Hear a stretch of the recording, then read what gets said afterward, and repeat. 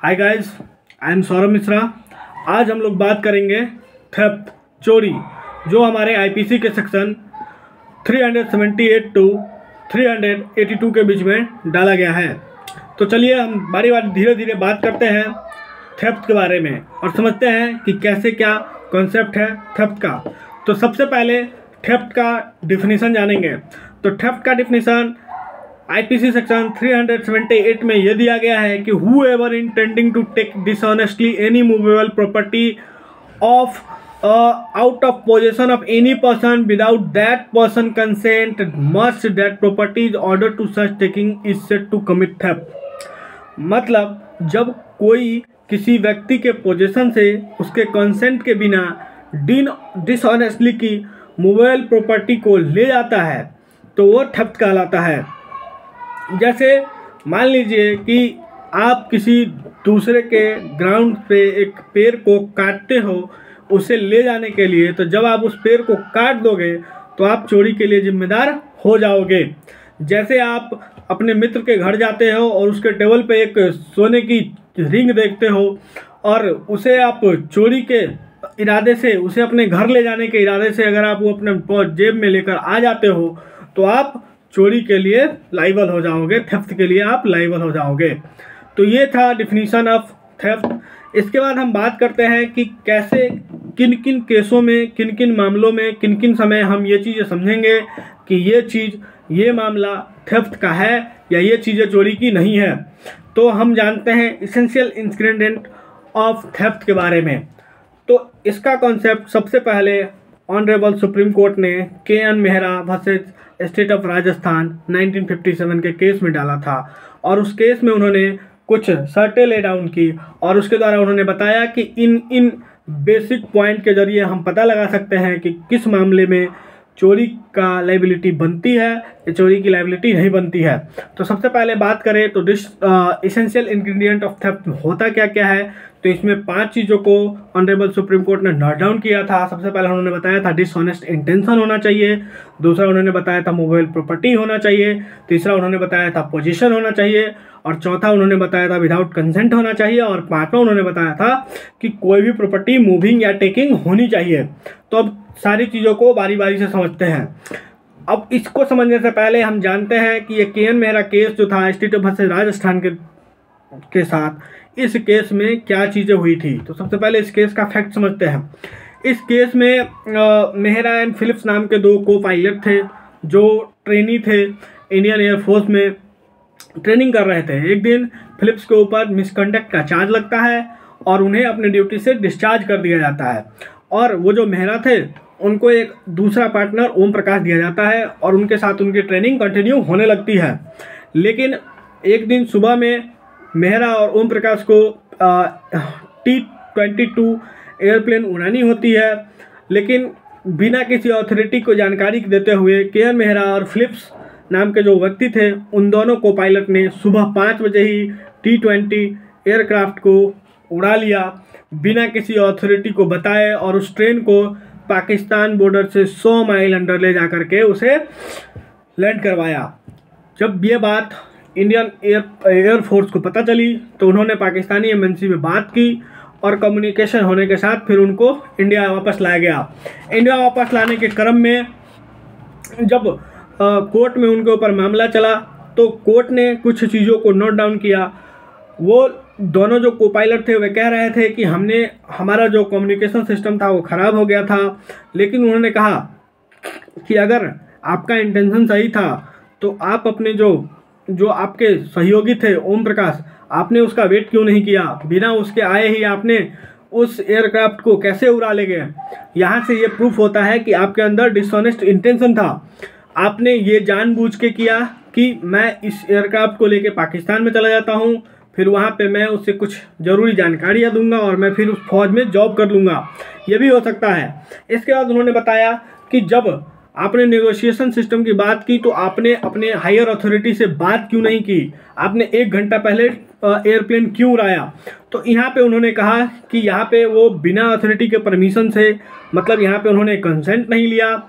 दूसरी बात, उनका इंटेंशन गलत था, यहाँ पे डिसऑनेस्ट इंटेंशन की बात आई। उन्होंने एयरक्राफ्ट को मूव करवाया इंडिया से पाकिस्तान, उन्होंने प्रॉपर्टी को मूव करवाया। और यहाँ पे उन्होंने ये कहा कि मूविंग और टेकिंग का कॉन्सेप्ट भी आता है, क्योंकि एयरप्लेन जो प्रॉपर्टी इंडिया की थी उसे आपने किसी दुश्मन कंट्री के अंदर डाल दिया। तो यहाँ इन केस में ऑनरेबल सुप्रीम कोर्ट ने 5 गाइडलाइन तय की, और उस टेस्ट के द्वारा ही हम आप अभी के समय में इस चीज़ों को समझते हैं कि किस मामले में ये चोरी है, किस मामले में ये चोरी नहीं है।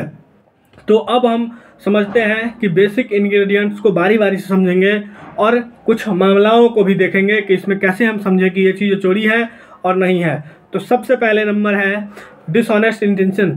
डिसऑनेस्ट इंटेंशन का मतलब होता है बेईमानी होना। किसी भी मामले में बेईमानी जब तक ना हो तब तक वो चोरी नहीं होगी। इंटेंशन डिसऑनेस्टली होना ही होगा। नोबिन चंद्रा हैदर के केस में सुप्रीम कोर्ट ने ये चीज़ कहा था कि जब तक डिसऑनेस्ट इंटेंशन अगर ना हो, टोटली एब्सेंट हो, तो उसे हम थेफ्ट नहीं मानेंगे। जब तक डिसऑनेस्ट इंटेंशन नहीं होगा तब तक वो थेफ्ट होगा ही नहीं। इसी तरीके से Venkat Narayan versus state of Andhra Pradesh का केस था। इस केस में ऑनरेबल सुप्रीम कोर्ट ने ये कहा था कि अगर मैं अपनी प्रॉपर्टी समझकर बिलीविंग मिसफैक्ट में अपनी प्रॉपर्टी समझकर किसी और की प्रॉपर्टी ले लेता हूं, तो यहाँ पे ये चीज़ें नहीं आएगी कि डिसऑनेस्ट इंटेंशन था। मेरा इंटेंशन डिसऑनेस्टली नहीं था, मैंने सोचा कि ये मेरी ही प्रॉपर्टी है और मैंने इसे टेकिंग किया। तो इन केस में भी उनके ऊपर ये कार्रवाई नहीं होगी और ये थेफ्ट के केस में नहीं आएगा। अब हम कुछ उदाहरण से इस चीज़ों को समझते हैं कि कैसे डिसऑनेस्ट इंटेंशन को प्रूफ किया जाता है, कैसे डिसऑनेस्ट इंटेंशन प्रूफ होता है। मान लो आप अपने मित्र के घर पे गए और वहाँ उसके टेबल पे एक गोल्ड की रिंग रखी हुई थी। आपने उस रिंग को ये सोच के कि अगर सर्च होगा तो मेरे पास से पकड़ा जाएगा और मैं पकड़ा जाऊंगा, आपने उसके रिंग को उसी के घर में किसी दूसरे जगह पे रख दिया और सोचा कि जब बातें पुरानी हो जाएगी तो मैं उस रिंग को लेकर वापस अपने घर आ जाऊंगा। तो यहाँ भी आपने उसके घर से, उसके पोजीशन से उस चीज़ों को नहीं हटाया, लेकिन यहाँ पे आपका इंटेंशन जो है वो डिसऑनेस्ट था, क्योंकि आपने ये सोचा कि जब ये चीज़ इसे नहीं मिलेगी, मेरे पास से भी नहीं मिलेगी, मैं बाद में इसे आसानी से ले जा सकता हूँ। तो ये चीज़ें चोरी के अंतर्गत आती है, चोरी के डिफिनीशन में आती है। आप थेफ्ट के लिए लाइबल माने जाओगे एट दैट पॉइंट जब आपने उस रिंग को उठाकर एक जगह से दूसरे जगह डाला। अब हम दूसरा एग्जाम्पल लेते हैं। मान लो एक बैलगाड़ी में कुछ सामान रखा हुआ है और बैलगाड़ी जा रहा है, उस पर कोई आदमी उसको कंट्रोल करने वाला नहीं है, और आप ये सोचते हो कि मैं इसे अपने घर की तरफ लेके चला जाऊं और सारे सामान ले लूं, और आपने उस बैलगाड़ी को अपने घर की तरफ रास्ते में हाँकना शुरू कर दिया। तो आप जिस एट अ पॉइंट आपने बैलगाड़ी को अपने घर की तरफ हाँकना शुरू किया, उसी समय आप चोरी के लिए लाइबल हो जाओगे, थेफ्ट के लिए लाइबल हो जाओगे, क्योंकि उस point of time dishonest intention आपके दिमाग में आ गया था।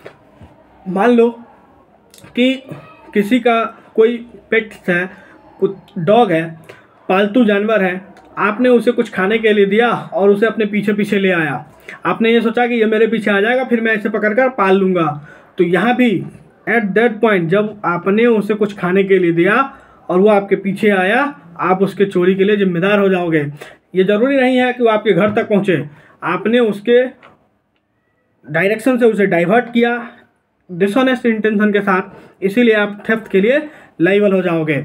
ये चीज़ें थी डिसऑनेस्ट इंटेंशन। अच्छा, अब एक दो बातें ये हम समझते हैं कि किस किस परिस्थिति में हम ये चीज़ें देखेंगे कि डिसऑनेस्ट इंटेंशन है या नहीं।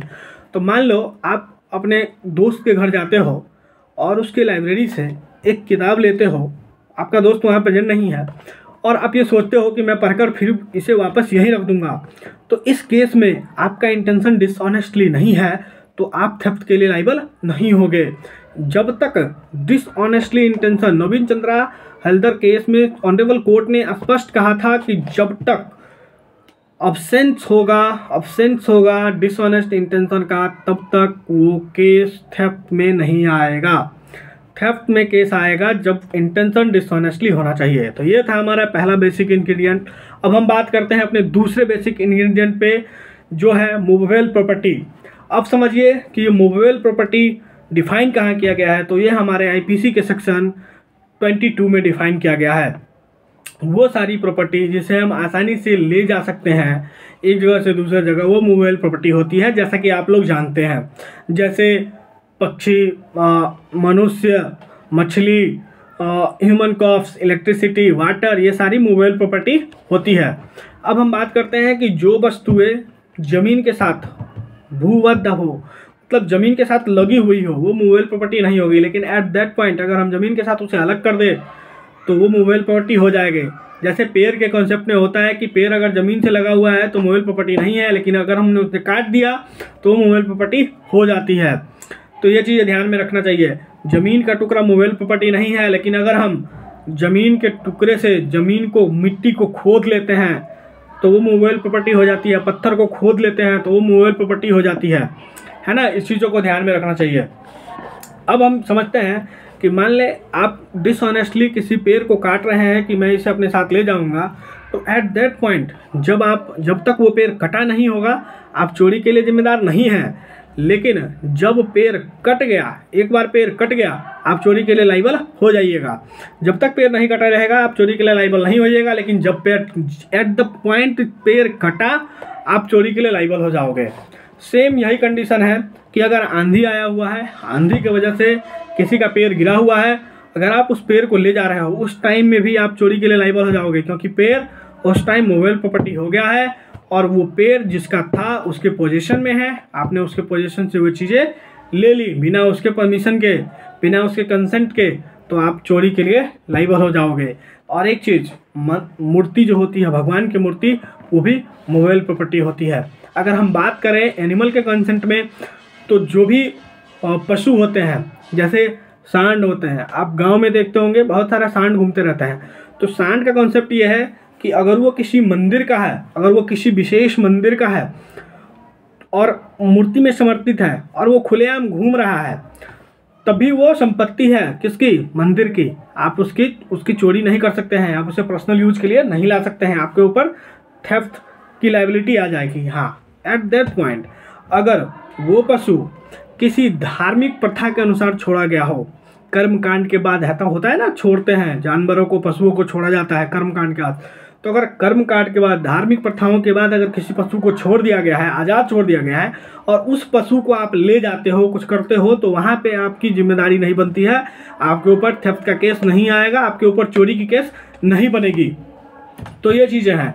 तो ये था एनिमल का कंसेप्ट। अगर हम बात करें फिश का, मछली के, तो रनिंग वाटर की जो फिश होती है, अगर पानी रनिंग है और वहाँ अगर कोई फिश है तो वो चोरी के कंसेप्ट में नहीं आती है। हाँ, अगर पानी एक जगह इकट्ठा किया गया है, जैसे कोई पाउंड में, अगर आप किसी पाउंड में किसी मालिक के बिना कंसेंट के अगर उसकी मछलियों को निकाल ले जाते हो तो आपके ऊपर चोरी की लायबिलिटी बनेगी। इस चीज़ों को हमेशा ध्यान रखना चाहिए। और हाँ, अगर हम बात करें कि मछली के कंसेंट में यही चीज़ें हैं कि हमेशा रनिंग वाटर में होगा तो लायबिलिटी नहीं बनेगी, चोरी नहीं कहलाएगी। रनिंग वाटर में नहीं होगा तो वो मछली की चोरी होगी, है ना।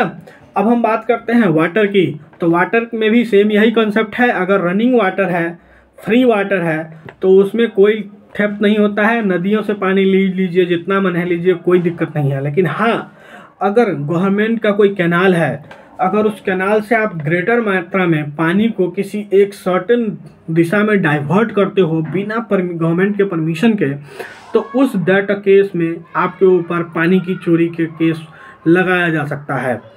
ध्यान से सुनिए, अगर गवर्नमेंट का कोई कैनाल बह रहा है तो गवर्नमेंट तो पानी अवेलेबल करवाती ही है, लेकिन आप ह्यूज अमाउंट में पानी को अपनी खेतों की ओर डाइवर्ट कर रहे हो या किसी और यूज में ला रहे हो उस पानी को, तो वहाँ पे आप वाटर की चोरी के लिए लायबल हो जाएंगे।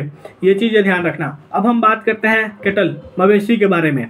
तो मवेशी का भी यही कॉन्सेप्ट है कि अगर किसी के मवेशी को आप ले जा रहे हो तो वहाँ पे आप थेफ्ट के लिए लायबिलिटी आपकी होगी, आप लायबल हो जाओगे। लेकिन कुछ ऐसे केस हैं, कुछ ऐसे एक्सेप्शंस हैं जहाँ लायबिलिटी नहीं बनती है। अगर मान लीजिए किसी और के मवेशी आपके खेत में आ गया, आपके एग्रीकल्चर को नुकसान पहुंचा रहे हैं और आपने उसकी मवेशी को सीज कर लिया, तो आप थेफ्ट के लिए लायबल नहीं हैं, आपके ऊपर चोरी का मुकदमा नहीं चलेगा। आपने अपने खेतों को बचाने के लिए उसके मवेशियों को सीज किया हुआ था। ये चीज़ें हमेशा ध्यान में रखना चाहिए, ठीक है। अब हम बात करते हैं तीसरे एसेंशियल इंग्रेडिएंट पोजीशन के बारे में। तो पोजीशन का मतलब होता है स्वामित्व। स्वामित्व कब तक किसी का है। अब मान लीजिए रोड पे आप चल रहे हैं, आपको एक पर्स मिलता है, तो वो भी किसी का पोजीशन में था, है ना। वहाँ पे ऐसा नहीं है, आपको कोशिश करना होगा कि ये पर्स किसका है, उसको देने की कोशिश करनी होगी, आपको इत्तेहार देना होगा। फिर भी कोई क्लेम नहीं करता है तो आप उसे अपने पास रख सकते हो, लेकिन अगर आप कोशिश नहीं करते हो, अपने पास रख लेते हो, तो वो भी एक थेफ्ट है। ये चीज़ ध्यान रखना। पोजीशन दो तरह का होता है, एक कंस्ट्रक्टिव पोजीशन होता है। कंस्ट्रक्टिव पोजीशन में मतलब ऐसा माना जाता है कि मतलब कंट्रोल जो है सो हमेशा फिजिकल कंट्रोल होगा, अपना कंट्रोल होगा। एक्चुअल कंट्रोल, यहाँ पे एक्चुअल कंट्रोल की बातें नहीं की जा रही है। एक्चुअल कंट्रोल बिल्कुल भी नहीं होता है, ऐसा नहीं है कि एक्चुअल कंट्रोल होगा ही होगा, ठीक है। इसके बाद बात करते हैं तो एक होता है ज्वाइंट पोजीशन। ज्वाइंट पोजीशन में होता है कि दो आदमी मिलकर किसी भी चीज़ को पोजेस्ट करते हैं, ऐसे पोजीशन को ज्वाइंट पोजीशन कहते हैं। तो ये हो गया पोजीशन की बात। अब जैसे बात करते हैं तो Ramsharan Singh versus state of Bihar का एक केस आया था। उस केस में ऑनरेबल कोर्ट ने ये कहा था कि कोपासनरी की जो संपत्ति है, अगर आप उसे भी डिसऑनेस्टली टेक करते हो, अगर आप उसे सेपरेट करते हो किसी दूसरे कोपासनरी से, तो वहाँ भी आप थेफ्ट के लिए गिल्टी हो जाओगे, है ना। अगर दो भाई हैं या एक ही कोपासनरी में है, तो एक कोपासनरी दूसरे कोपासनरी की वस्तु को डिसऑनेस्टली एक जगह मतलब ट्रांसफ़र कर दिया, किसी और को दे दिया, यूज में ला लिया, तो यहाँ पे भी वो उसका कोपासनरी लाइबल हो जाएगा थेफ्ट के लिए। ये चीज़ें हमेशा ध्यान में रखना चाहिए। और एक कंसेप्ट आता है पोजीशन में, ये होता है mere custody will not amounting to possession. अगर मेयर कस्टडी है, मेयर कस्टडी दिया गया है, तो वो पोजीशन के लिए अमाउंट नहीं किया जाएगा। पोजीशन में अमाउंटिंग नहीं होता है, वो चीज़ें पोजीशन नहीं मानी जाती है, वो चीज़ें, है ना। ये चीज़ें हमेशा ध्यान रखना। इसके बाद हम बात करते हैं विदाउट कंसेंट, मतलब कंसेंट नहीं होना।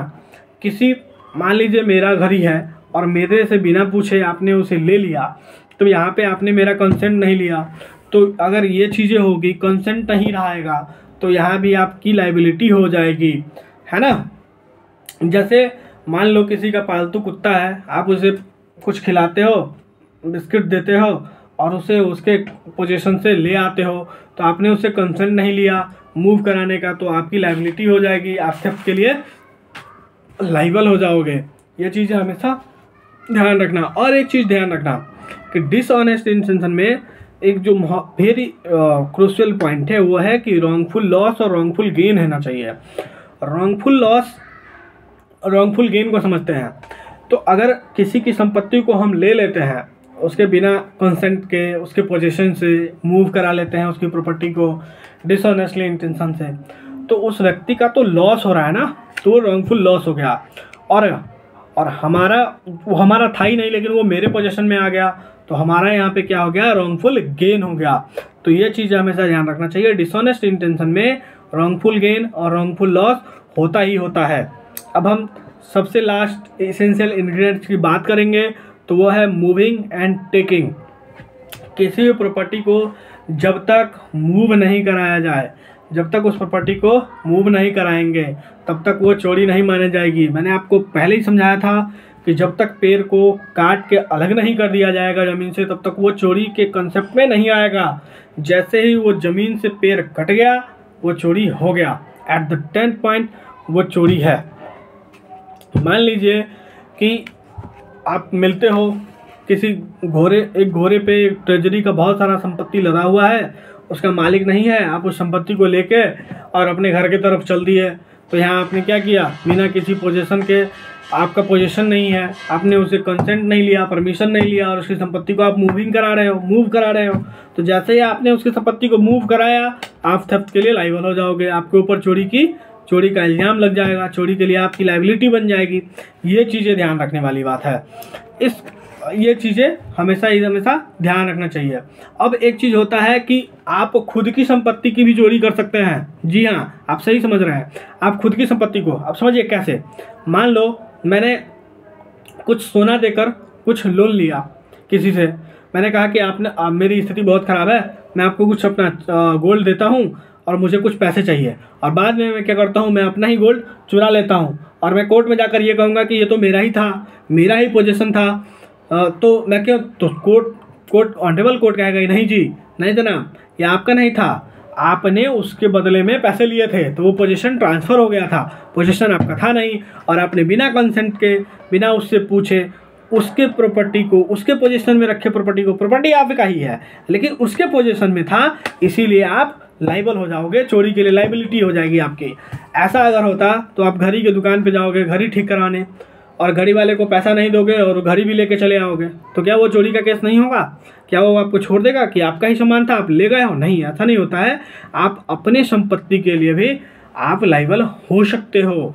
हाँ, ये चीज़ें हमेशा ध्यान रखिएगा कि अपनी संपत्ति के लिए भी आप खुद की लाइबिलिटी आपकी बन सकती है, आप अपनी संपत्ति की भी चोरी कर सकते हैं। तो दोस्तों, ये सारा कॉन्सेप्ट था थेफ्ट का।